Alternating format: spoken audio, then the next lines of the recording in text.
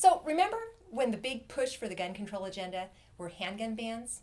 There were actually places in the United States of America where you could not own a handgun to defend yourself and your family in your own home. That issue was the last time that we heard from our Supreme Court on the Second Amendment. And now there's a whole new gun control craze afoot. It's banning assault weapons. That's what we're talking about today on the AK Show. This is Alex, AK Kincaid. Welcome to the AK Show. In 2008 and 2010, the United States Supreme Court gave us two decisions that were very pro-Second Amendment. Those cases said no government, not federal, not state, not local, can ban our ability, prevent us from owning a handgun. Even more, the justices who wrote those opinions made it very clear that we as individuals in this country have the protection and the right, the protected right, to own firearms for self-defense purposes, regardless of whether or not we have any connection with the military. Before 2008, that was an argument that was being put forth by people who were proponents of the gun control agenda. They didn't want us to be able to defend ourselves. Rather, they said the Second Amendment is about being able to defend the country, and it's for people who serve in the military. Justice Scalia put that issue to rest. And in doing so, he wrote an opinion in a case that you may have heard of. It's called District of Columbia versus Heller. That opinion came out in 2008, and Justice Scalia said, you know what? Firearms that are in common use by American citizens and are owned by them lawfully for lawful purposes like target shooting or self-defense cannot be banned. They are protected by the Second Amendment. And in writing that decision, he did away with Washington, D.C.'s ban on your ability to possess handguns.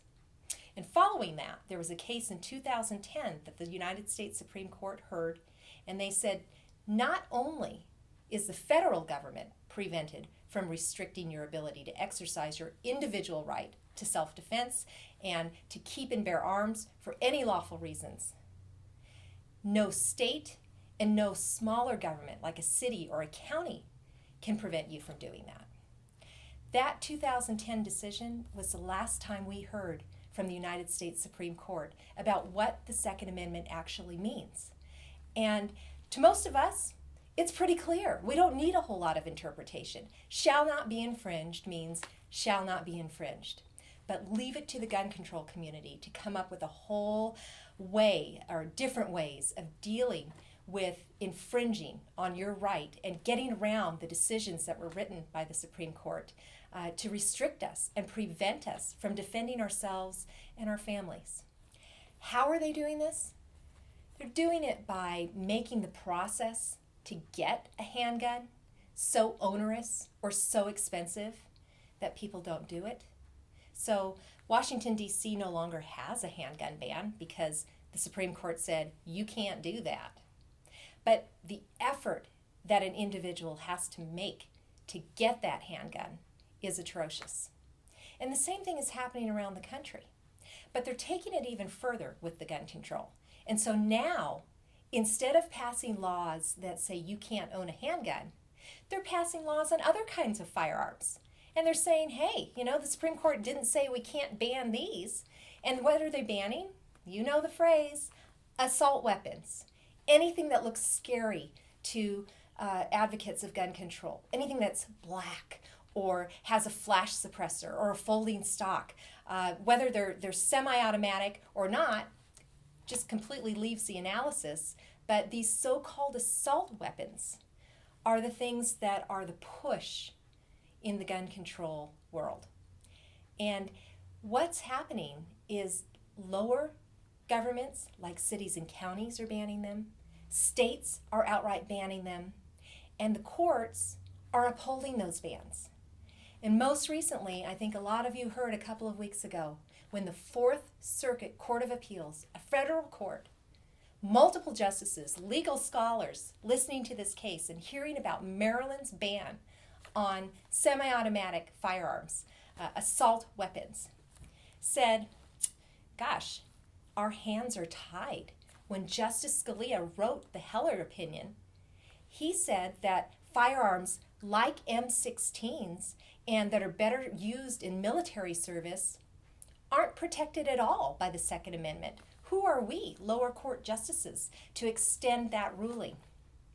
This is a lie, and it's a twist on an illegal analysis so absurd, so ridiculous, that I and other legal scholars are hoping and praying that we will have a Supreme Court that will listen to this issue and make the right decision. The Fourth Circuit was clearly comprised of justices who are what are called judicial activists. And remember when not too long ago President Trump tweeted about the federal court judge in Washington who said, "I'm not going to allow your travel order to stay in effect"? And President Trump called this judge a so-called judge, and the liberal media just went crazy. But lawyers who deal with judges every day knew exactly what he meant. And what he was talking about was a judge that was not applying the law, but a judge that instead had a personal opinion about a legal issue and found a way to twist and turn the legal analysis to reach that conclusion.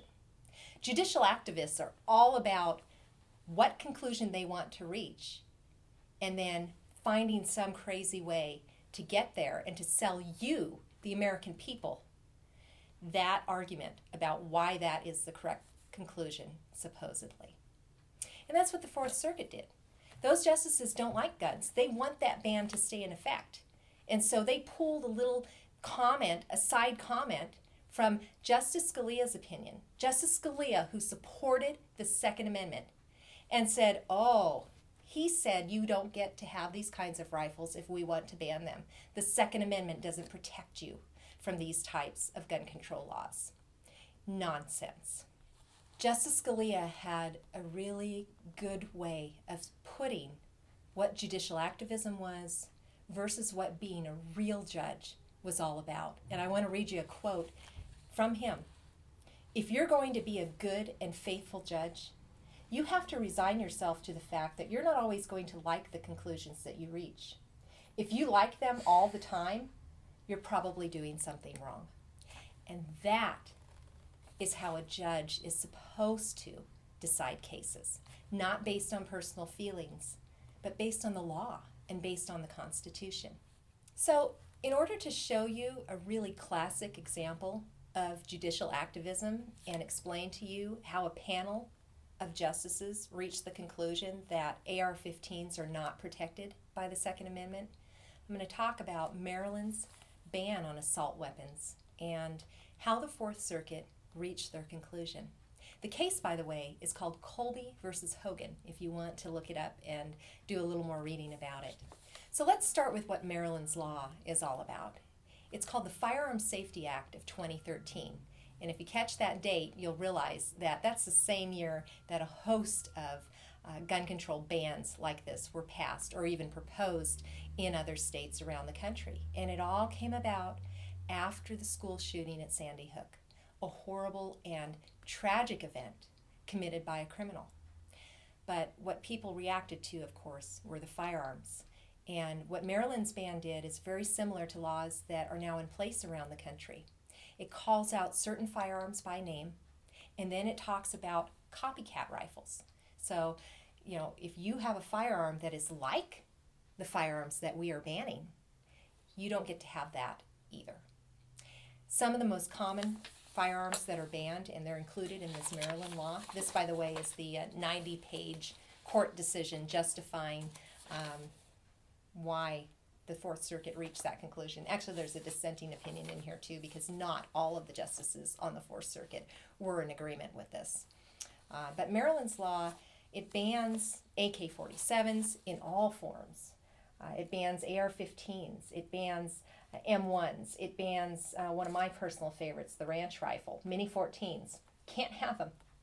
And then it has another provision that talks about copycat rifles, and it's all the typical cosmetic features that is pushed as something that will make a firearm, a military rifle, more scary, more dangerous, So a folding stock, my Remington 870, my home defense shotgun, has a folding stock on it. Not allowed under this law. A flash suppressor, if you have a magazine that has the capacity on one of these rifles to accept more than 10 rounds, not allowed. So this law, again, is a really typical example of these so-called assault weapon bans, where people just are outright prevented from owning popular firearms that are in common use across the country. So how did they do it?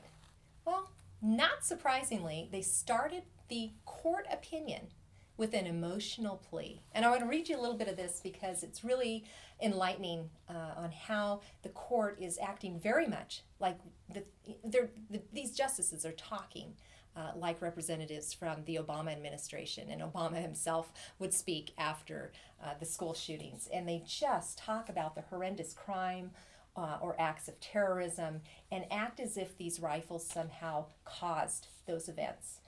So they recite the murders in Newtown. And here's a little quote from how this legal opinion reads.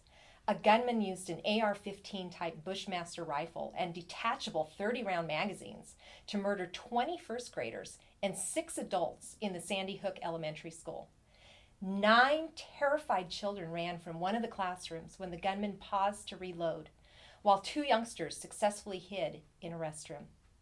Another child was the other classroom's sole survivor. In all, the gunman fired at least 155 rounds of ammunition within 5 minutes, shooting each of his victims multiple times. Then, the court goes on and talks about Aurora, Virginia Tech, Fort Hood, San Bernardino, Orlando, you name it, mass shootings that have happened, horrible events, but again, blaming the firearm. And when they're describing the event in the Orlando nightclub, they specifically take the time and make the effort to mention in the court opinion that the Sig Sauer MCX was developed at the request of our Army Special Forces and is known in some military circles as, quote, the Black Mamba. So they start this opinion by setting the stage with an emotional plea, a draw on the people. These weapons are so horrible that guess what?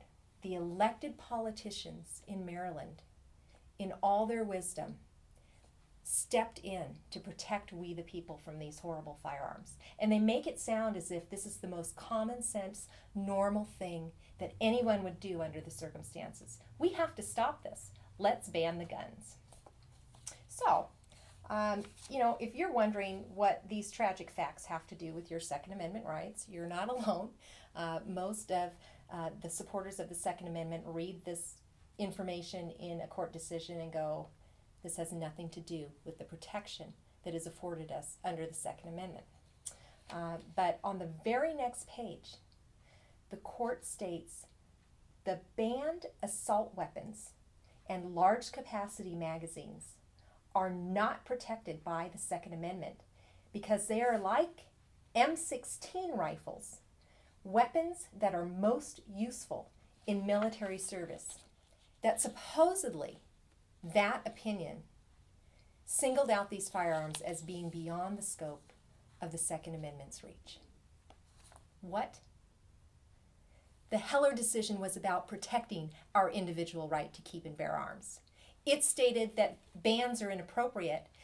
The only little piece of information in there that these justices could find to make this argument is a comment, a side comment, that unusual weapons may not be protected. And people don't have the right to have any kind of firearm or explosive that they want. Certain firearms possibly may not come within the protection of the Second Amendment. It was a side comment by Justice Scalia. Well, there's some major problems with this conclusion. The court's hands, number one, were not tied. The Fourth Circuit's hands, not tied by the Heller decision. They're making that up. And the Heller decision, number one, was not about rifle bans. That wasn't even a question at the time that that case came out. It was about handguns. Those were the guns that were at issue. The case was about them. And then, as I mentioned, the case was about what is the Second Amendment for anyways? And the court decided it's for us. It's for we the people, regardless of a connection to the military. So that's problem number one. Problem number two is that these rifles that are banned by these so-called assault weapon bans are not in service in the militaries. They are not fully automatic firearms like M16s, so that argument also 100% fails. But thirdly, and this was something that not very many people know unless they read religiously court opinions that are coming out from the Supreme Court, in 2015, the United States Supreme Court had an opportunity to hear a very similar case. And that case came out of a lawsuit that was filed in Illinois because a city there had banned assault weapons. The case is referred to as Friedman versus City of Highland Park. And a person there who was denied his right to own an AR-15 filed suit. And of course, the local courts said, no, we're going to let this ban stay in place. We don't really want you to have an AR-15. And the person appealed to the United States Supreme Court and asked for the court to review that case. In 2015, while Justice Scalia was still alive, the court refused to hear it. And it wasn't because Justice Scalia didn't want to hear it. It was because the majority of the justices said, we're not going to hear this issue. And so what that means when the United States Supreme Court doesn't hear a case is that the ruling of the lower court stays in place. So that ban is still in place, and that person got no relief from what is most likely an unconstitutional law. And what the Fourth Circuit failed to mention was that when the United States Supreme Court refused to hear that case in 2015, Justice Scalia, the author of the Heller decision, I can't say that enough, himself concurred with what's called a dissenting opinion that was written by another justice on the Supreme Court, Justice Thomas. And they agreed, and they wanted to make clear their opinion on this. So they wrote an opinion and said, we should be hearing this. This law most likely violates the protection of the Second Amendment. And Justice Scalia, in this concurring decision, along with Justice Thomas, said, and this is a quote of what they said and what they stood for, roughly 5 million Americans own AR-style semi-automatic rifles. The overwhelming majority of citizens who own and use such rifles do so for lawful purposes, including self-defense and target shooting. Under our precedents, that is all that is needed for citizens to have a right under the Second Amendment to keep such weapons. In other words, they were saying AR-15s and the like are in common use by the American people for lawful reasons, and they're not hurting anybody with them. These firearms are protected by the Second Amendment, and these bans should be struck down. But you didn't hear a thing about that in this big old opinion written by the Fourth Circuit. So the Fourth Circuit pretty much came up with their own little analysis and their own test for what the Second Amendment protects. It has nothing to do with what the Heller decision stood for, like they're claiming and like they're trying to sell you. In fact, it flies in the face of what the author of the Heller decision and what our Supreme Court has previously told us the Second Amendment protects. The standard is whether firearms are in common use, not whether they're better suited for military service. If a firearms use in the military is the test, the courts could potentially ban everything, including the handguns that were specifically protected in the Heller case in 2008. So the test is flawed, the analysis is flawed. It's a plea to people's emotions, much like everything else that supports the gun control agenda. Very small on fact, very big on falsehoods and emotion. But this case is the perfect example of how judges are using their own personal beliefs to create law and to restrict the protection of the Constitution. So, where do we go from here? It's a really valid question. The thought of the Supreme Court hearing a case is both exciting and feels a little dangerous. Lawyers have to be very careful that the right case is put before the Supreme Court. We don't want a decision that's going to hurt us. We need the right facts, the right people, the right situation to ask the court to look at this situation and say, this is unconstitutional. These firearms cannot be banned. Otherwise, we're just going to keep seeing more and more states pass these kinds of laws. That agenda, that push for gun control is never going to stop because there are people who do not see reality. They do not see the truth. They do not understand the difference between semi-automatic versus fully automatic, criminal versus law-abiding citizen. They don't see it. They think all guns are bad and they want to rid them from society, somehow ignoring facts around the world that nations who have actually banned firearms have nothing more than an increase in illegal firearms and an increase in crime. So educate your friends, understand what's going on in the courts, support people who are pushing these cases so that we can bring the right one before the United States Supreme Court with our new justice, who hopefully, it looks like, is a thinker like Scalia was, a judicial conservative who's going to follow the Constitution regardless of personal feelings. And I leave you with a quote from Justice Scalia about the Second Amendment, where he said, "Undoubtedly, some think that the Second Amendment is outmoded in a society where our standing army is the pride of our nation, where well-trained police forces provide personal security, and where gun violence is a serious problem. That perhaps is debatable. But what is not debatable is that it is not the role of this court to pronounce the Second Amendment extinct." Thank you for watching The AK Show. This is Alex, AK Kincaid, and thank you for watching The AK Show.